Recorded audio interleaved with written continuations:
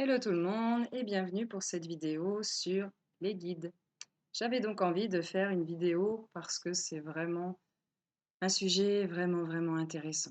Ça nous concerne tous puisque nous avons tous des guides qui nous entourent, qui nous soutiennent, qui nous aiment, même si on ne les voit pas.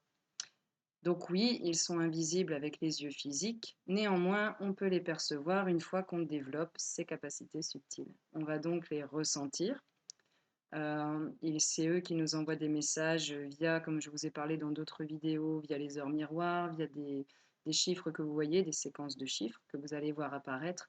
Et c'est eux qui vous transmettent du coup votre créativité, qui vont vous donner vos éclairs de génie, qui vont vous aider vraiment à vous aligner sur votre chemin et à faire que votre vie soit meilleure, de plus en plus belle.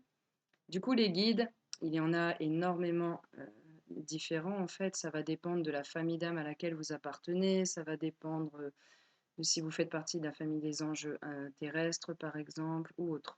Si je pense, par exemple, aux anges terrestres, hein, dans la famille dont je fais partie, ce sont principalement des anges et des archanges qui vont vous entourer, puisque vous êtes en connexion directe avec leur monde. Pour les personnes du coup, qu'on appelle le peuple des étoiles, vous allez être en relation, vos guides, ça va être, plus les extraterrestres. D'ailleurs, le peuple des étoiles ont souvent un petit ovni là qui est autour d'eux et c'est à lui qu'ils sont connectés. Pour les chamans, les personnes tournées vers la nature, vos guides, vous allez pouvoir avoir des esprits de la nature qui vont vous aider. Donc vous aurez toujours votre âme, votre guide principal, votre moi supérieur, qui va vous envoyer des messages via votre intuition. Votre âme est votre premier guide, évidemment. Elle est vraiment concernée du coup encore plus par votre chemin de vie. Vous allez avoir un guide d'incarnation, c'est-à-dire que c'est avec lui que quand vous étiez dans les mondes subtils, vous avez décidé de votre chemin de vie, vous avez décidé de la famille terrestre où vous alliez arriver, vous avez décidé avec lui des épreuves qui allaient vous incomber, vous avez décidé du nombre d'années que vous alliez passer ici sur Terre, vous avez décidé de la façon dont vous alliez repartir là-haut, la façon dont vous allez mourir. Voilà, enfin vraiment, les grandes étapes de votre vie sont prédéterminées à l'avance, où vous vous êtes mis d'accord, votre âme s'est mis d'accord avec vos guides, votre guide d'incarnation, donc qui vous suit bien avant que vous soyez ne serait-ce que conçu. Il va aider la petite âme à descendre et à venir s'incarner dans la matière, dans le fœtus qui est dans le ventre de la maman. Nous avons tous plusieurs guides, tous. Il n'y a personne qui se retrouve sans guide. On pourrait être le pire meurtrier du monde, ils ont quand même des guides et ce sont des guides qui les aiment, qui nous aiment de manière inconditionnelle. Leur amour n'est jamais conditionné par quelque chose. On ne nous demande pas d'être de gentilles filles, de gentils garçons pour pouvoir avoir le soutien des guides. Peu importe le chemin que nous choisissons de suivre, que ce soit l'ombre ou la lumière, ils auront toujours une main tendue à nous donner et pour nous aider à évoluer sur notre chemin de vie. Donc vraiment, aucun jugement de leur part. Leur but, en fait, c'est que votre vie à vous soit meilleure, que vous soyez guéri petit à petit et que votre vie soit heureuse, en fait. C'est la seule chose qui leur fait du bien. Tout en vous aidant à évoluer, ils évoluent également. Alors, il faut savoir aussi que nous avons donc des guides personnels, des guides qui vous soutiennent, à ne pas confondre avec l'ange gardien, qui lui, comme son nom l'indique, est autour de vous pour vous protéger en cas de péril, vous protéger en cas de situation que vous n'auriez pas à vivre, rencontrer un individu malfamé par exemple, rencontrer une situation dans laquelle enfin, une situation pardon, que vous n'avez pas à vivre, je pense à un accident de voiture par exemple, ils peuvent intervenir même de manière physique dans le monde physique pour vous aider, pour vous protéger. Bien souvent, bien sûr, leur aide est c'est ce que vous allez appeler, vous voyez, des miracles, des choses qui se produisent. Vous ne voyez pas comment c'est possible que ça se soit produit. La plupart du temps, c'est une aide qui est quand même très discrète.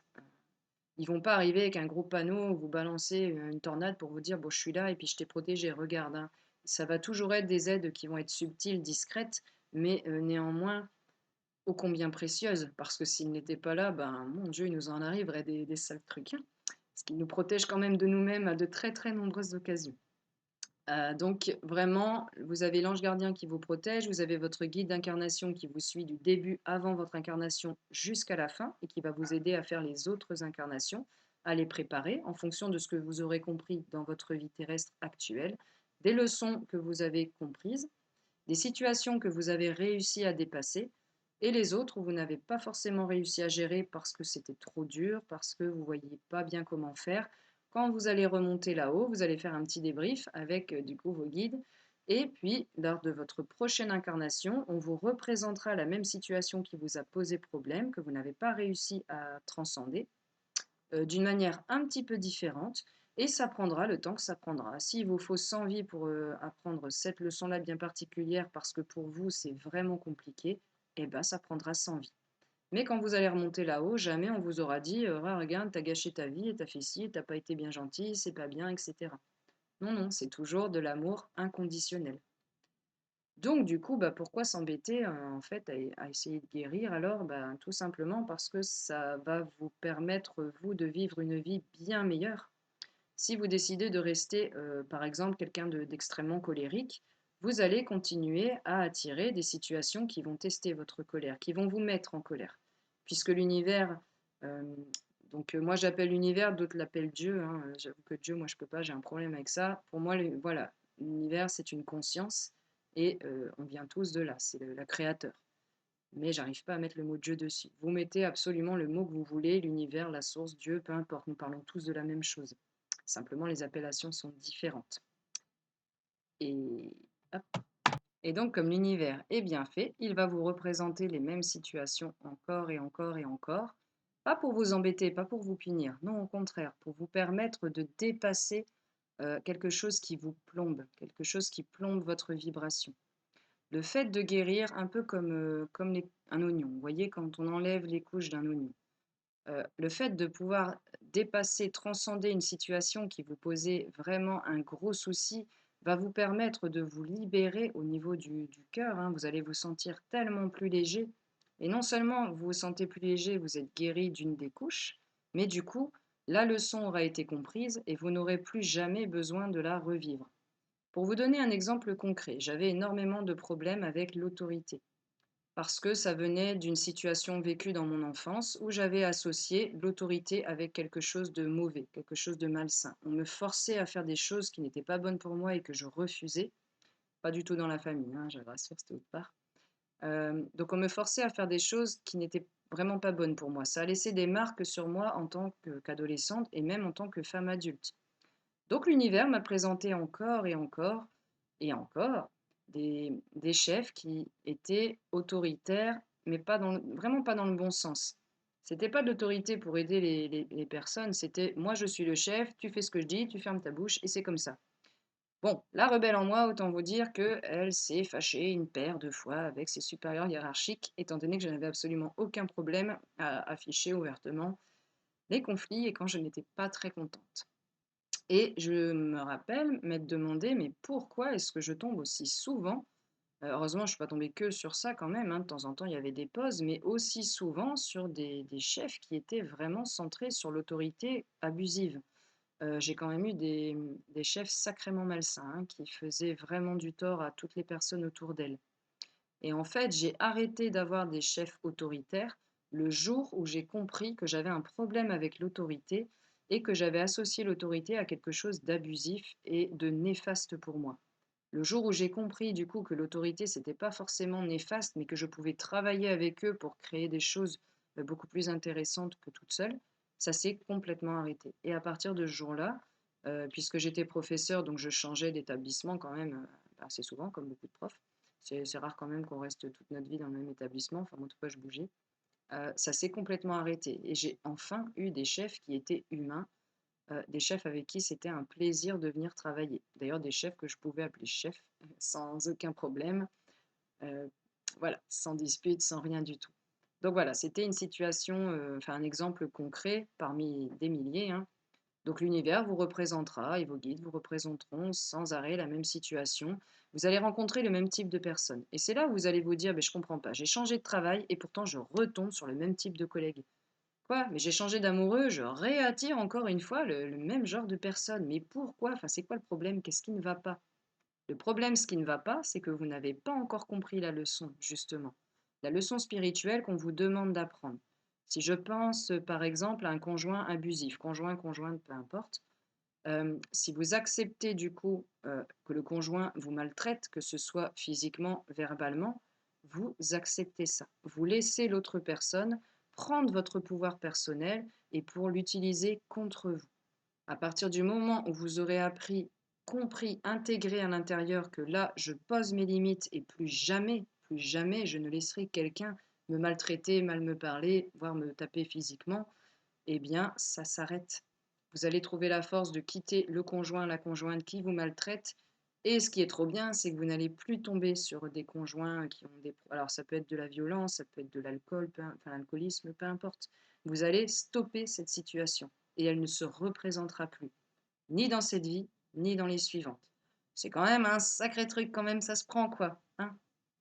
Le but étant à la fin que quand vous êtes capable, enfin quand vous avez réussi à guérir de tout ce qui vous posait problème, quand vous avez réussi à avoir toutes les leçons, vous les avez intégrées, les leçons spirituelles que vous étiez venu voir, parce que c'est vous, je vous rappelle, c'est votre âme qui est venue s'incarner dans ce corps physique, ce vaisseau, pour vivre des expériences, pour transcender des expériences négatives, pour apprécier les expériences positives, pour créer du lien, pour comprendre que nous sommes tous unis, comme je l'ai déjà dit dans d'autres vidéos, et que ce n'est que par la co-création que nous allons réussir enfin à changer le système dans lequel l'humanité tout entière s'est enlisée, qui ne fonctionne plus et qui est en train de se casser la figure, et bien du coup, tout ira mieux.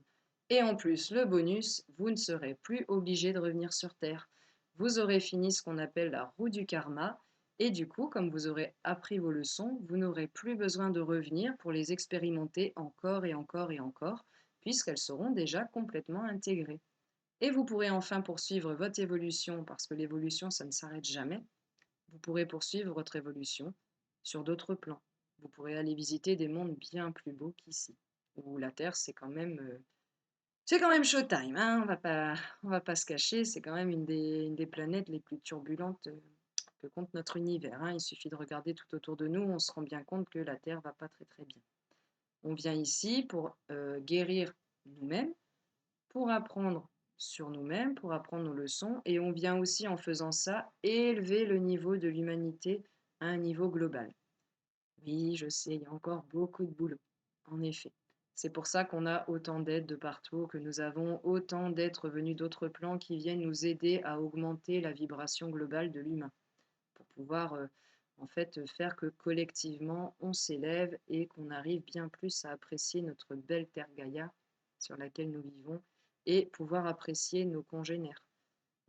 Là, oui, on a encore du boulot, mais je constate tout de même que malgré le fait que nous soyons vraiment dans la période de transition, nous sommes là en novembre 2023, du coup, on est en plein dedans. Alors, c'est pas évident, je suis d'accord, de sortir de ça, de se couper de tout ce qui est néfaste autour pour se recentrer sur soi, mais c'est tout à fait possible. Je l'ai fait, plein d'autres personnes l'ont fait. Pourquoi vous ne pourriez pas le faire? Si déjà vous êtes là en train de regarder cette vidéo, c'est que vous êtes déjà lancé sur ce chemin-là, ce chemin vertueux, positif qui va vous faire du bien. Voilà, j'espère que j'ai tout dit. Je regarderai quand même pour être sûr de voir si j'ai pas oublié quelque chose. Et le cas échéant, évidemment, je referai une autre vidéo pour poursuivre. Voilà, je vous dis bah, à très vite, j'espère. N'hésitez pas du coup à commenter, à partager vos expériences, vos questions, que ce soit beaucoup plus vivant et beaucoup plus fun pour tout le monde. Et je vous dis à très vite. Je vais faire d'autres vidéos sur les guides parce que c'est vrai que là j'ai parlé du guide d'incarnation, j'ai parlé de votre ange gardien, j'ai parlé des guides qui vous entourent. Je vais parler, je pense, dans la prochaine des autres guides, ceux qui viennent vous aider, les guides ponctuels, les guides pour un projet, etc.